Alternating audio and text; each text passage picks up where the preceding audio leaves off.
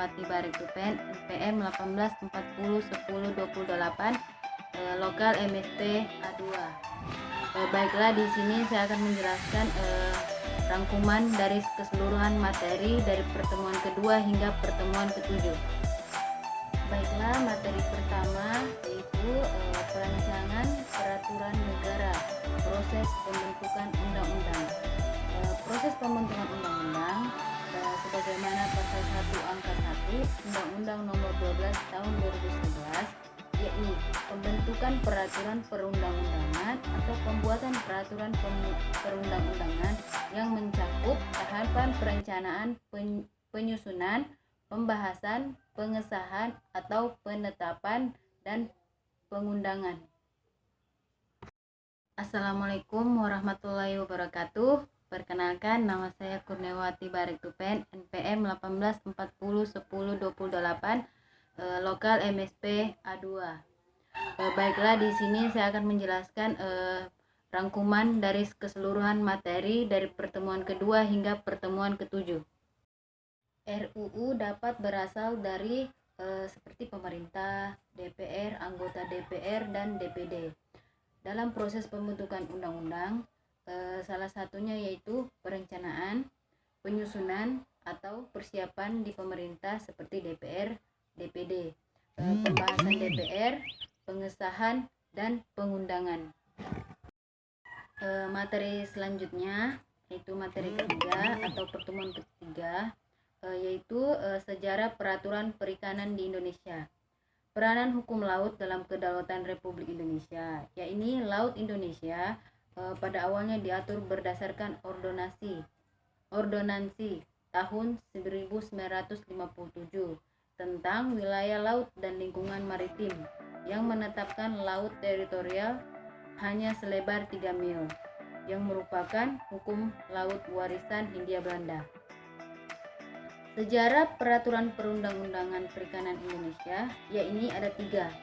Yang pertama, masa ordenansi Belanda, yang kedua masa pasca kemerdekaan, dan yang ketiga masa undang-undang perikanan.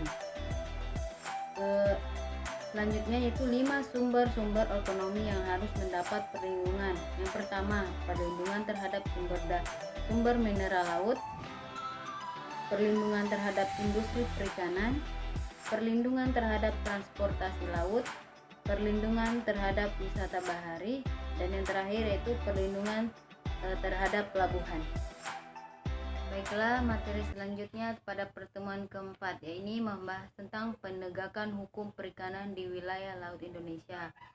Materi ini membahas tentang mereview jurnal. Yang pertama yaitu pendahuluan yang berisi Indonesia adalah negara kepulauan berbentuk maritim yang berfokus pada substansi hukum dan sumber daya manusia yang mendukung penegakan hukum di bidang perikanan sehingga pengembangan perikanan dapat berjalan secara berkelanjutan. Yang kedua, metode penelitian atau metode penulisan. Yang pertama, pengumpulan data. Pengumpulan data dalam artian yaitu mencari referensi untuk menunjang mengenai jurnal tersebut. Yang kedua adalah sumber data. Nah, ini sumber data ini bersifat sekunder, yaitu diperoleh dari buku-buku literatur dan jurnal. Yang ketiga, pembahasan. Di sini sedikit saja pembahasannya, yaitu Undang-Undang Perikanan di Indonesia dilakukan penegakan. Menurut si Ombo 2010 menyatakan bahwa pada dasarnya hukum mengatur hubungan antar manusia karena hukum merupakan bagian dari sistem sosial yang ada dalam masyarakat. Baiklah, materi selanjutnya yaitu pada pertemuan kelima membahas tentang hukum laut.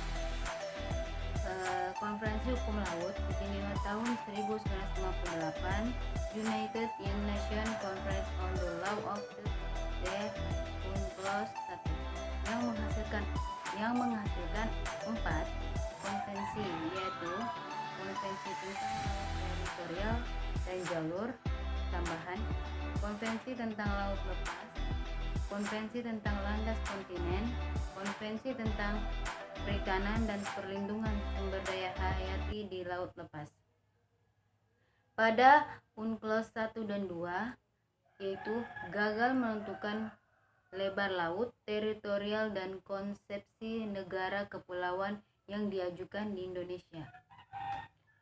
Baiklah, selanjutnya itu pertemuan ke-6, yaitu membahas tentang Undang-Undang Nomor 23 Tahun 2014, yaitu tentang pemerintahan daerah.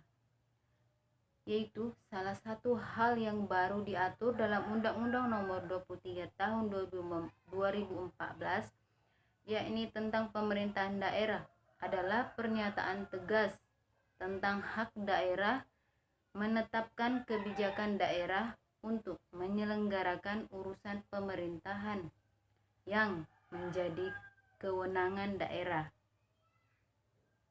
Lahirnya Undang-Undang Nomor 23 Tahun 2014 tentang pemerintahan daerah telah membawa perubahan yang sangat signifikan terhadap desentralisasi dalam arti pendelegasian kewenangan di Indonesia. Salah satu perubahan yang tidak pernah diatur dalam Undang-Undang Pemerintahan Daerah sebelumnya adalah daerah berhak menetapkan kebijakan daerah untuk menyelenggarakan urusan pemerintahan yang menjadi kewenangan daerah. Pasal 250 Undang-Undang Nomor 23 Tahun 2014 menyatakan bahwa Perda dan Perkada dilarang bertentangan dengan ketentuan peraturan perundang-undangan yang lebih tinggi, kepentingan umum, dan atau kesusilaan. Bila Undang-Undang Nomor 32 Tahun 2004 tidak menyatakan secara jelas ruang lingkup bertentangan dengan kepentingan umum, maka dalam Undang-Undang Nomor 23 Tahun 2014 dijelaskan bahwa bertentangan dengan kepentingan umum meliputi yang pertama, terganggunya kerukunan antar warga masyarakat. Yang kedua, terganggunya akses terhadap pelayanan publik. Yang ketiga, terganggunya ketentraman dan ketertiban umum.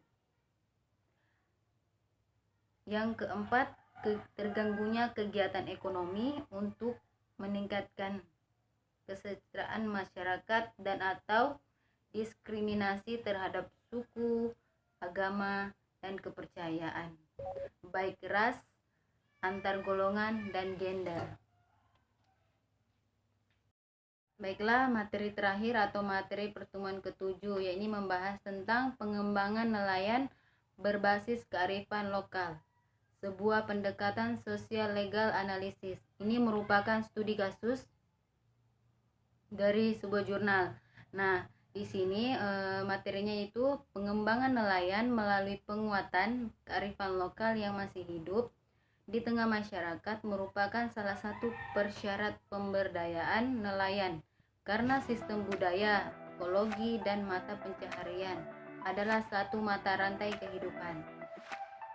Era reformasi membawa perubahan pada sistem sosial, politik, dan budaya yang banyak memberi ruang besar bagi partisipasi yang aktif masyarakat di ranah publik, khususnya pada sistem tata kelola sumber daya alam, juga sistem tata kelola pemerintahan yang payung hukumnya diadopsi melalui Undang-Undang Nomor 23 Tahun 2014 tentang pemerintahan daerah serta Undang-Undang Nomor 6 Tahun 2014 tentang desa.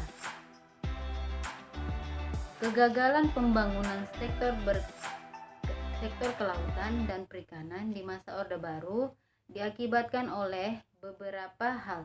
Di antaranya adalah pembangunan perikanan yang terlalu sentralistik dan tidak memperhatikan kearifan lokal di daerah. Lahirnya Undang-Undang Nomor 32 Tahun 2004 yang diganti dengan Undang-Undang Nomor 23 Tahun 2014 tentang pemerintahan daerah telah menegaskan hakikat pengelolaan sistem pemerintahan dari model sentralistik ke desentralisasi yang sebelumnya ditindaklanjuti dengan keluarnya Peraturan Pemerintah Nomor 38 Tahun 2017. Baiklah, sekian dari video saya mengenai rangkuman dari keseluruhan materi. Kepada teman-teman yang sudah menontonnya, terima kasih. Mohon maaf bila ada kekurangan atau salah dalam berkata. Saya ucapkan wassalamualaikum warahmatullahi wabarakatuh.